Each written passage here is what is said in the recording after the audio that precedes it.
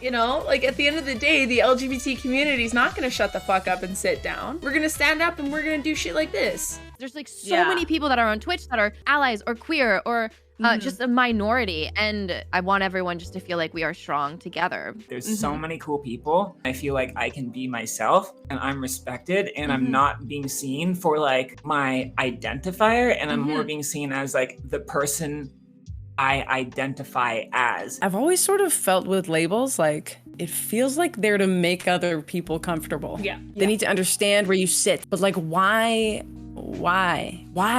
I am a trans man. I am a short as shit fucking human being. I am a friend. I'm a brother. I like to read. I like to play video games. Like, there are so many parts of me. There's so many more interesting things about me than being transgender. I would identify myself as like a bisexual woman. This is actually one of the only moments where I've ever said it out loud. I've never announced it to my family. I've never again, dated a girl, so they never had to ask, and I never felt the need to tell them anyway. So I'm like, my family doesn't really know about anything like that, but I've never like announced it like point blank like I did just now, like to anyone. I don't think I would change anything. I think that the journey is important. Even if something isn't being done in a way that I think is 100% right, it's still valid. Doing things like encouraging to use the pronoun extension and like talking about pronouns and just making it like a normal thing and encouraging that kind of like normalization is so important. This is where I'm at right now, and it's okay to accept those because those are like,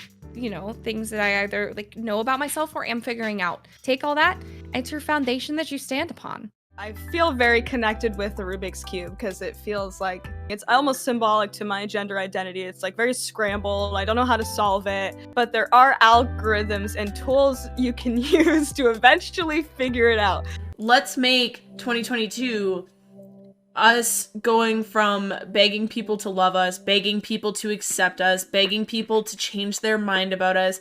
We don't fucking need that anymore. This is time to move on. This is time to worry about yourself. And if somebody wants to walk away, if somebody wants to be fucking homophobic, you walk the fuck away and you leave them in the fucking dust.